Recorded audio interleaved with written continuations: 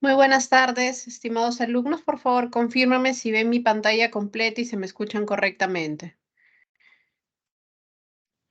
Sí, doctora, buenas tardes. Se ve y se la escucha. Ya, muchas gracias. Vamos a dar inicio a la clase del tema que nos toca desarrollar hoy, que es trastornos posturales de columna vertebral. Yo ya me he presentado con ustedes antes de ayer ha sido, ¿no? El día martes, soy la doctora Cecilia Medina del Hospital Nacional 2 de Mayo. Esto también ya se los había mostrado, todas las subespecialidades que corresponden a la especialidad de medicina física y rehabilitación, donde nosotros vamos a seguir también en esta clase en rehabilitación de alteraciones posturales, que es un tema bastante importante, interesante, que ustedes sepan identificar como médicos generales para poder derivar oportunamente a todos los pacientes que ustedes puedan ver dentro de sus serums, por ejemplo. Entonces, el objetivo de la clase de hoy es analizar los trastornos posturales de la columna vertebral y determinar el manejo de medicina física y rehabilitación. Vamos a revisar estas dos patologías, escoliosis y cifosis, en base a esta agenda de definición, clasificación, diagnóstico por exploración física, diagnóstico definitivo, uso de la ficha de detección de trastornos posturales en primer nivel de atención, el manejo de primer nivel de atención, la referencia de atención con médico rehabilitador y el manejo que damos en la especialidad de rehabilitación. Entonces, iniciemos con escoliosis. ¿Qué cosa es la escoliosis? Se define como una deformidad tridimensional. Recuerden estos tres planos, el transverso, el frontal y el sagital, con sus respectivos ejes. Entonces, la escoliosis va a estar o se va a presentar con una deformidad en estos tres planos, que clínicamente la vamos a observar como una desviación lateral de la columna vertebral, ¿no? Como ven en la imagen. Generalmente en el plano frontal es el plano donde podemos observar clínicamente esta desviación. Se va a clasificar según su reductibilidad, localización, etiología y grado, ¿no? Casi todas las patologías posturales van a siempre clasificarse mínimamente como grado, y justamente es esto muy importante a tener en cuenta, porque en base a ello vamos a determinar la necesidad de la derivación para manejo en rehabilitación hasta manejo quirúrgico. ¿Cómo se clasifica? Por su reductibilidad en postural o estructurada, según su localización en cervical, dorsal, dorso lumbar, lumbar y lumbosacro, según la etiología en idiopática, congénita o neuromuscular, y según el grado leve, moderado y severo. Entonces, vamos a ir describiendo las características más resaltantes de cada una de ellas. La primera era la clasificación por reductibilidad. Se podría hacer entonces postural, que es reductible, es decir, que en una radiografía de columna vertebral vamos a observarla normal, y también teníamos la estructurada, que va a ser irreductible. En este caso, la radiografía va a presentar alteraciones estructurales. La radiografía va a ser anormal. Entonces, de forma general, esas son las características más importantes que tiene esta clasificación. Una, por ser reductible, la radiografía va a ser normal, y esa está en relación a ser postural, y la otra, por ser irreductible, la radiografía va a ser anormal, y por eso está en relación a ser estructurada.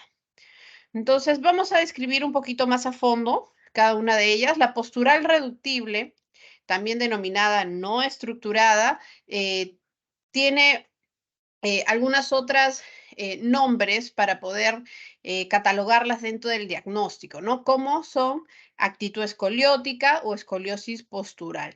No existe un componente rotacional dentro de los planos que hemos mencionado, y el test de Adams es negativo, ¿no? ¿Cuál es el test de Adams? Es el hecho de que le pidamos al paciente que haga una flexión anterior del tronco con las rodillas totalmente extendidas, y si nosotros presentamos o observamos que hay la presencia de una gibosidad, damos como positivo el test de Adams. En este caso, hacer postural, reductible, no estructurada, el test de Adams es negativo. Y si nos vamos ya al diagnóstico radiográfico, que vamos a verlo más adelante, tendríamos un ángulo de COP menor a 10, ¿no? Entonces, más adelante vamos a explicar cómo obtenemos este ángulo de COP. Otras características importantes de este tipo de escoliosis es que suele ser temporal, desaparece tras tratar la casa subyacente, que en este caso es una postura viciosa, negativa, que puede adoptar. Generalmente la vemos en los adolescentes, ¿no? Entonces, esta es la actitud escoliótica que tiene test de Adams negativo y radiografía con ángulo de COP menor a 10. Por otro lado está la estructurada irreductible. Aquí va a haber, además de la curva lateral, va a haber un cierto grado de flexión y rotación vertebral. Entonces hay que tener en cuenta que la escoliosis, como mencioné, es una deformidad tridimensional. En el plano frontal observamos lateralidad, pero en el plano transverso vamos a observar rotación de las vértebras, ¿no? Entonces, en esta clasificación sí va a haber esas características que acabo de mencionar que no se corrigen con la postura. Y en este caso sí vamos a tener un test de Adams positivo, ¿no? Le pedimos al paciente que realice una flexión anterior de tronco con las rodillas extendidas y vamos a ver la presencia de una jiba. Y en la radiografía el ángulo de COP va a ser mayor o igual a 10. Aquí está, acá vamos a ver cómo se puede medir este ángulo de COP. Visualizamos entonces nosotros en la radiografía, buscamos la vértebra más inclinada superior y la más inclinada inferior. Trazamos una línea sobre el platillo superior y sobre el platillo inferior de cada vértebra mencionada. Trazamos una línea y se va a formar aquí el ángulo de COP, ¿no? Entonces, si el ángulo es mayor a 10 grados, estamos considerando que existe una rotación axial del cuerpo vertebral y catalogamos a este tipo de escoliosis como estructurada. Entonces, eso es con respecto a su reductibilidad o no.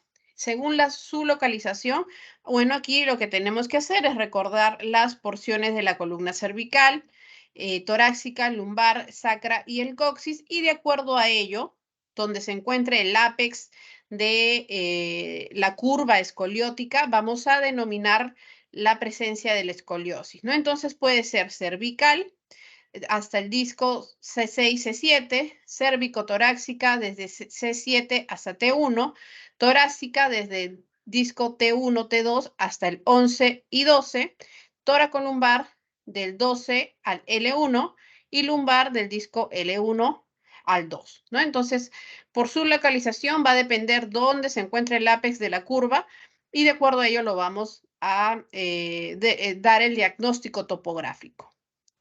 También vamos a tener diferentes etiologías en el caso de la escoliosis estructurada, ¿no? Que era la que era irreductible, la que presentaba un COP mayor a 10 grados, ¿no? Estas causas son idiopática, congénita, neuromuscular y entre otras que tenemos las traumáticas, las tumorales, ¿no? Entonces, ¿cuál es la más frecuente? Es el 80, ¿no? El 80% va a ser la de tipo idiopática dentro de la etiología de las escoliosis estructuradas. Entonces, aquí tenemos primaria o idiopática, es la más frecuente, es de causa desconocida con origen multifactorial, ¿no? Y en este caso va a hacer referencia a un componente genético. La edad de diagnóstico va a ser infantil, juvenil, adolescente y del adulto. Entonces, siempre el diagnóstico de escoliosis va a ir con su nombre y su apellido, ¿no? Vamos a colocar también la edad del diagnóstico y varía de 0 a 2 años, de 3 a 9 años, de 10 a 17 años y mayor o igual a 18 años.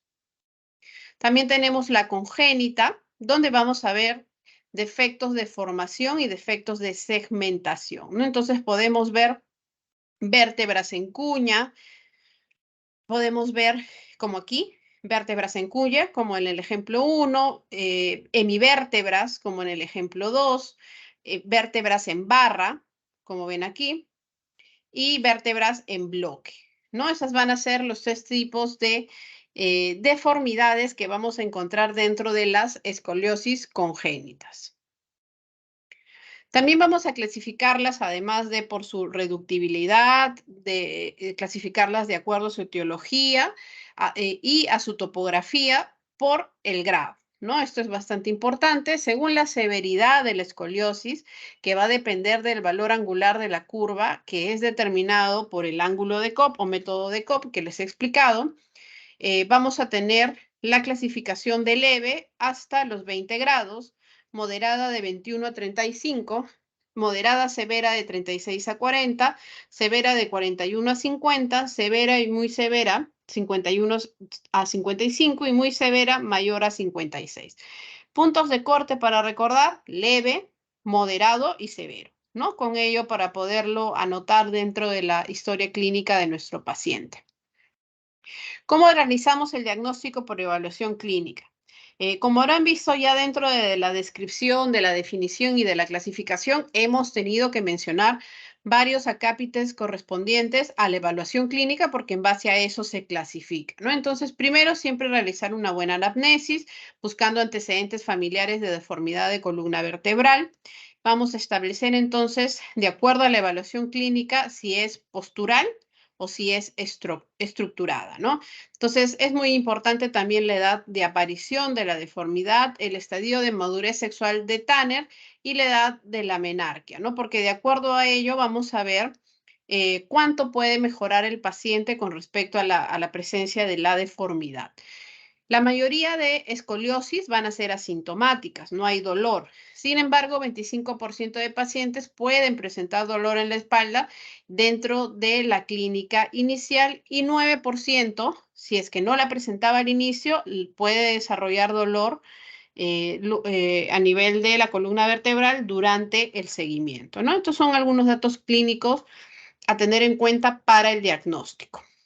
Además de poder nosotros observar, describir antecedentes y la clínica que hemos ido mencionando, debemos de buscar otros síntomas que puedan venir asociados a esta deformidad de la columna vertebral, ¿no? Como síntomas neurológicos, preguntar o examinar disfunción vesical, anal, retraso madurativo motor e intelectual, síntomas respiratorios, ¿no? Porque dependiendo del grado, si esta es muy severa, va a afectar también a la estructura de la caja torácica y generar trastornos también a nivel respiratorio o ventilatorio en todo caso.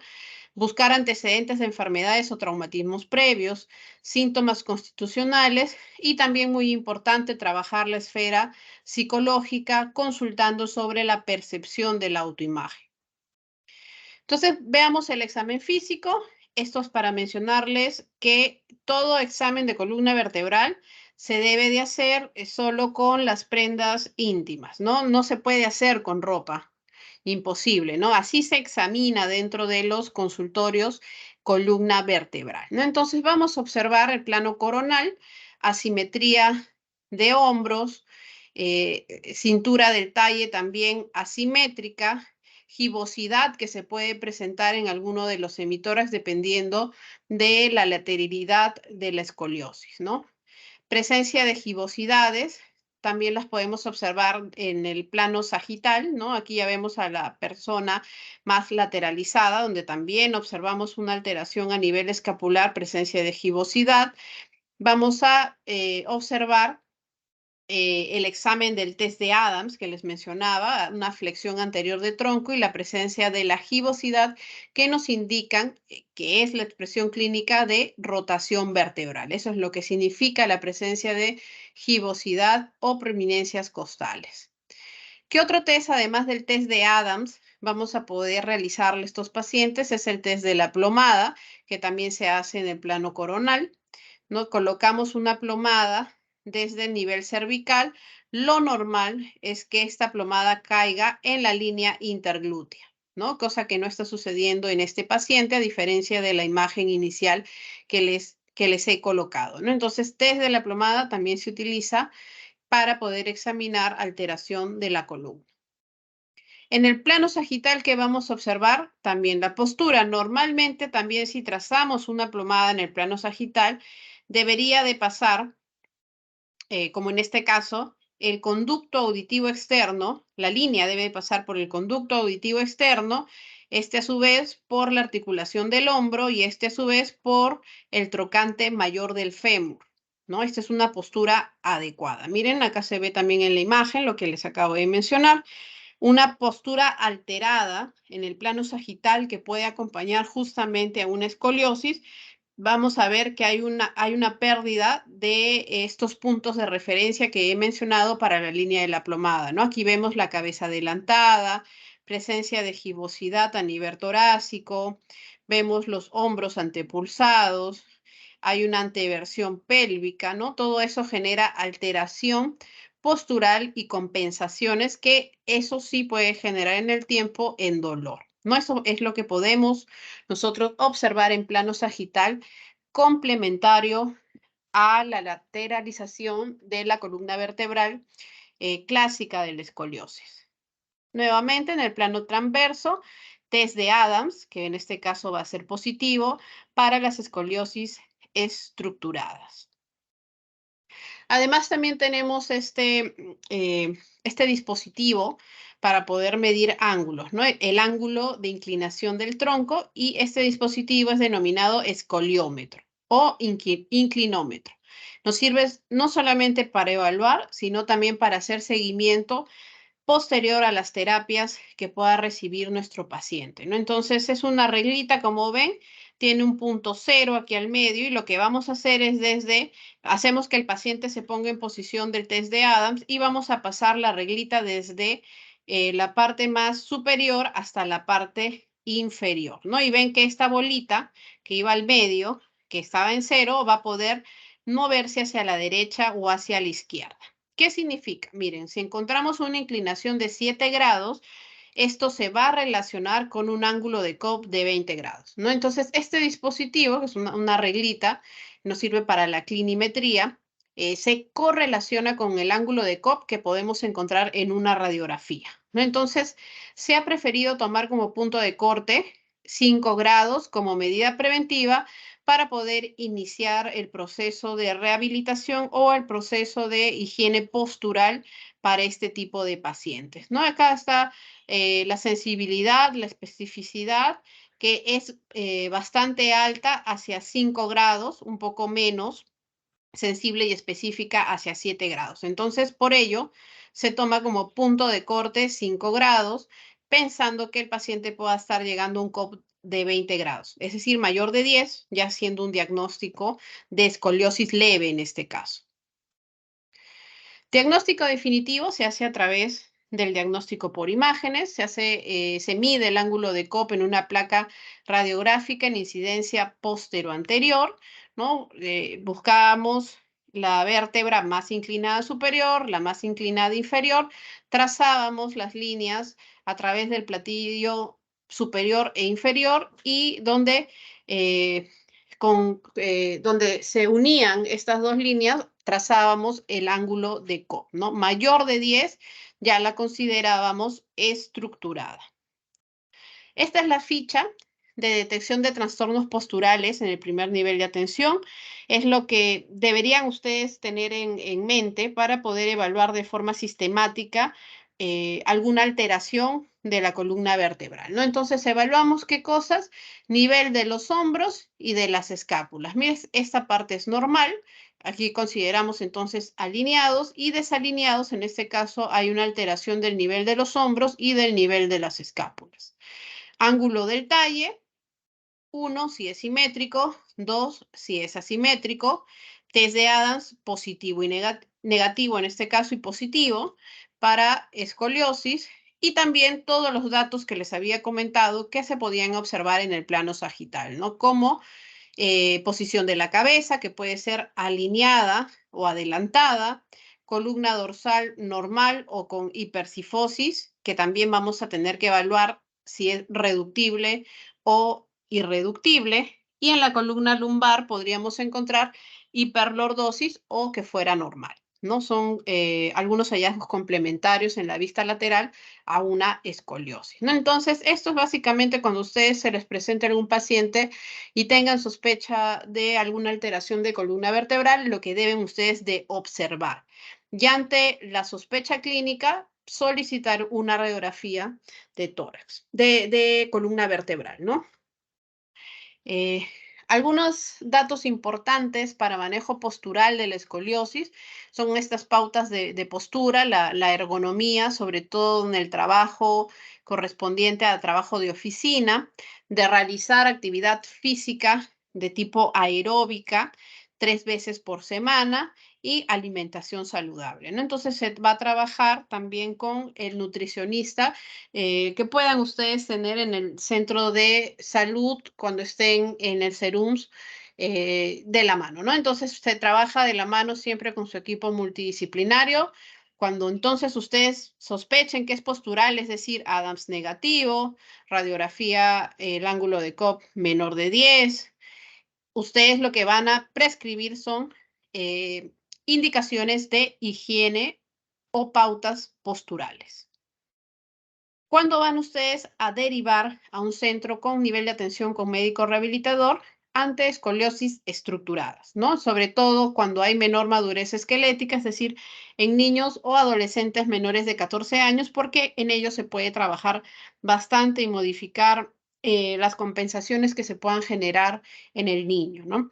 También se va a derivar escoliosis posturales asociadas a dolor, ¿no? Entonces, ustedes tienen un niño con escoliosis postural, pero que luego, posterior de 1 mes hasta 3 meses de pautas posturales, higiene postural, no ha mejorado y encima presenta dolor, también lo pueden derivar ya a rehabilitación. Si tienen escoliosis posturales sin dolor, pero que no mejoran, tras 6 meses de recibir las pautas y ejecutarlas, las pueden derivar, ¿no? Entonces, esto tenerlo en mente ustedes. Por favor, cuando estén en el SERUMS, hagan el manejo inicial de las escoliosis posturales, pero si se asocian a dolor o no tienen una mejora en 6 meses de recibir las pautas posturales, deben ser derivadas a médico rehabilitador y si ya hacen un diagnóstico de una escoliosis estructurada, inmediatamente a médico rehabilitador. ¿Quiénes se trabajan dentro del hospital, no? Dentro de los centros de mayor nivel, el médico especialista en medicina física y rehabilitación, los tecnólogos médicos en terapia física, ocupacional, el ortopedista, psicólogo, servicio social y otras especialidades afines, ¿no? Si esta escoliosis ya está generando, por ejemplo, un trastorno ventilatorio, puede ir asociado también un especialista en neumología, por ejemplo, para hacer la evaluación de los gases arteriales, espirometría, etcétera, ¿no? Entonces también tenemos otras especialidades afines que pueden trabajar en referencia al área o a la enfermedad de escoliosis, ¿no? Entonces, ¿cómo se denomina? ¿Qué es lo que se hace en rehabilitación? Se hace un programa de reeducación postural global. Así se denomina el programa, tiene una duración de 1 hora, donde se hacen ejercicios de calentamiento, estiramiento y de fortalecimiento muscular sobre todo del área del core, músculo transverso del abdomen. Recuerden que los músculos de la espalda que mantienen la postura, los erectores espinales, son antagonistas de los músculos del abdomen, ¿no? Si nosotros tenemos un músculo transverso del abdomen débil, para que nosotros estemos erectos, estemos bien colocados en manejo de la postura del tronco, lo que se va a activar son los músculos paravertebrales. Entonces es muy importante trabajar la zona abdominal dentro del core, ¿no? Entonces todo ello se trabaja en el programa de reeducación postural global. Ese es el programa de rehabilitación que se entrega. Otras opciones de tratamiento, ¿no? Entonces, vigilancia en curvas menores a 20 grados, ¿no? Corsé, se puede también implementar el uso de corsé ya en curvas entre 20 a 50 grados de COP y las cirugías están recomendadas en las curvas superiores a los 50 grados. ¿Ya? Entonces tienen que tener en cuenta todos esos datos de importancia. Pasemos a la parte de cifosis. ¿Qué cosa es la cifosis? Es el incremento normal de la cobertura fisiológica de la columna dorsal visto lateralmente, ¿no? Debido a un compromiso disco-ligamentario óseo.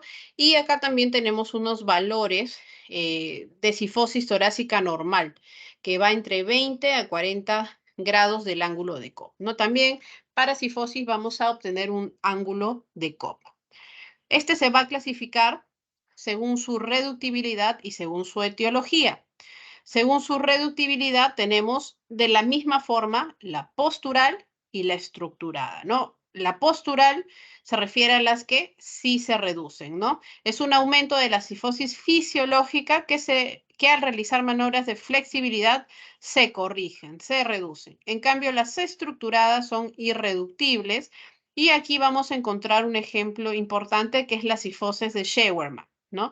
Es una deformidad estructural de la columna torácica que se observa sobre todo en pacientes adolescentes.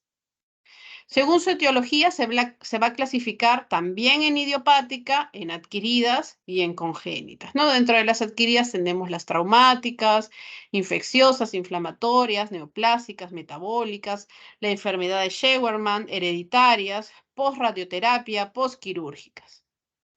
Vamos a comentar un poco más sobre esta enfermedad de Scheuermann. Es una causa frecuente de hipercifosis torácica progresiva dolorosa en pacientes adolescentes. Entonces, a ustedes les llega a la consulta un paciente adolescente con dolor en columna vertebral y al examen ustedes observan una hipercifosis a nivel torácico en la cual el paciente les comenta que ha habido una progresión en el aumento de esta cifosis, ustedes tienen que sospechar en la enfermedad de Scheuer. La edad de aparición varía entre los 10 a 12 años, se tiene una incidencia estimada en la población general que varía de 0.4 y 8.3%, ¿no? Que se cree que puede estar infraestimada, es decir, que esta enfermedad es subdiagnosticada. La etiología es incierta, se cree que es hereditaria, autosómica dominante y van a existir dos tipos. La torácica es la tipo 1 y la lumbar, también denominada tipo 2. La que es la más frecuente es esta, la torácica, ¿no? Y se asocia a la presencia de hiperlordosis lumbar y cervical compensadoras. Y la tipo 2 lumbar tiene mayor riesgo de progresionar hacia la edad adulta y puede causar dolor crónico en estos pacientes. Cuadro clínico entonces es dolor, deformidad progresiva, compromiso neurológico, alteraciones cardiorrespiratorias, ¿no? Por la tan importante alteración estructural de la caja, ¿no? También alteración cosmética. Los pacientes, en esta imagen podemos observar un paciente con enfermedad de Scheuermann que estamos realizando acá la maniobra del test de Adams, pero en vez de evaluarlo en el plano frontal o coronal, vamos a evaluarlo en el plano sagital, ¿no? Entonces, en el lado B vemos una paciente normal, no se forma esta hipergibosidad a nivel torácico. La cifosis congénita, en este caso, va a ser anomalías en el desarrollo vertebral. Es rara y cuando se presenta va a ser severa y debemos de tener en cuenta que hasta en un 10% de los casos puede evolucionar a parálisis y para esta sí el tratamiento es quirúrgico. Cifosis congénita, tratamiento quirúrgico. En este sí no se le da chance para la rehabilitación. Es bastante severa. ¿Cómo exploramos entonces a nuestro paciente si queremos descartar hipercifosis? Vamos a colocarlo en bipedestación, de igual forma solo con ropa interior y vamos a examinar principalmente el plano sagital, es decir, la vista lateral. ¿Qué vamos a observar aquí? Cabeza hacia adelante, los hombritos en antepulsión, jiba dorsal redondeada, proyección de las escápulas hacia atrás o escápulas aladas, aplaneamiento del tórax, si lo viéramos también por delante, hay una depresión en el tórax, abultamiento abdominal, hiperlordosis compensatoria y basculación de la pelvis hacia adelante. Entonces, todo lo que podemos ver y como pueden ver genera una hipercifosis. La palpación, bueno, nos sirve para poder localizar zonas dolorosas en relación a la patología. Para poder nosotros determinar si es reductible o no, hacemos maniobras de corrección. Le pedimos al paciente que tome una postura adecuada. Si esta reduce es porque es postural. Si no reduce es porque estamos ante la presencia de una cifosis estructurada. Este es el test de Adams con observación lateral. Ya hemos visto esta imagen, test de flexión anterior de tronco con las rodillas extendidas.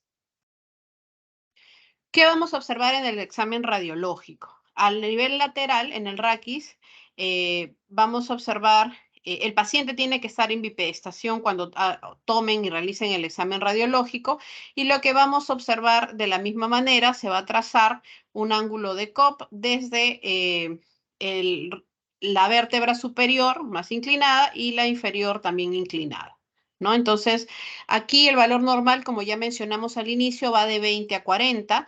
Menos de 20, nosotros vamos a hacer diagnóstico imagenológico de raquis dorsoplano, y mayor de 40 ya es una hipercifosis dorsal, ¿no? Entonces vamos a medir entre D2 a D12. Tenemos también grados de severidad, ¿no?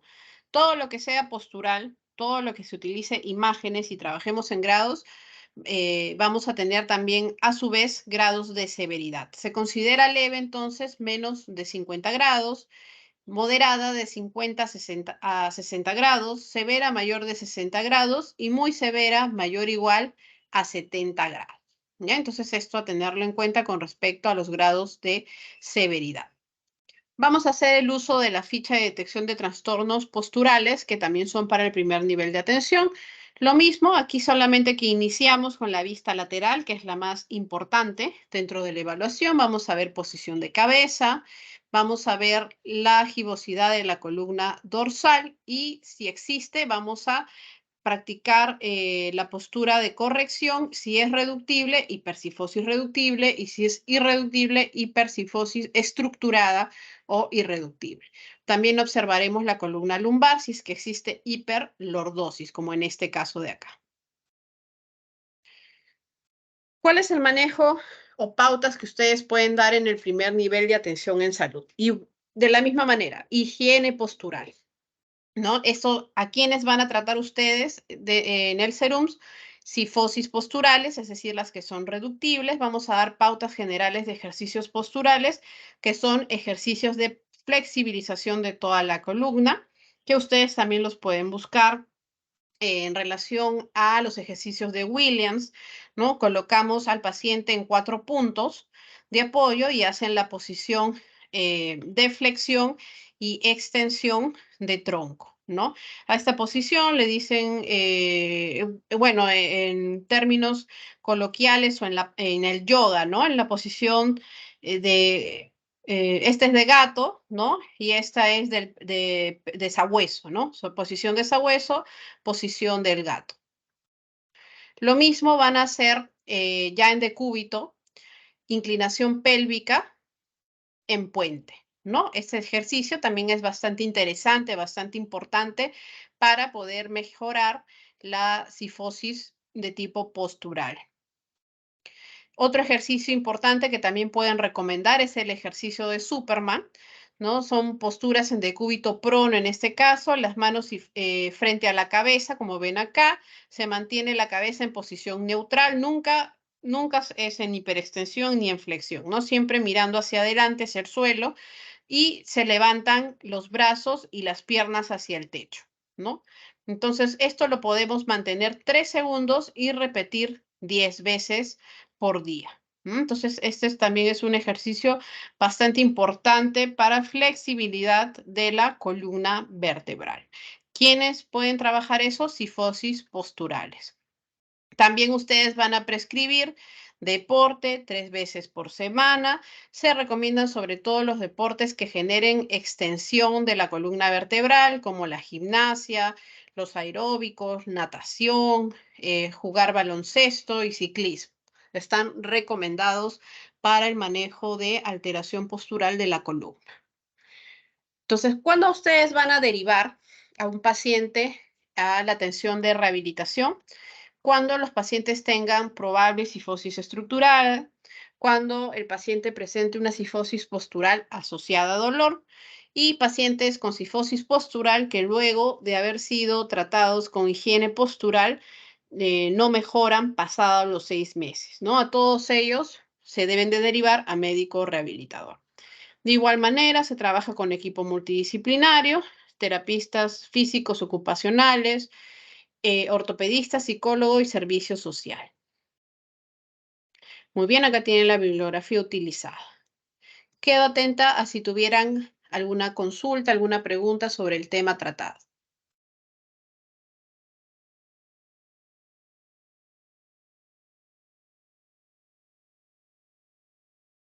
Parece que no hay preguntas, doctora. Ha estado claro.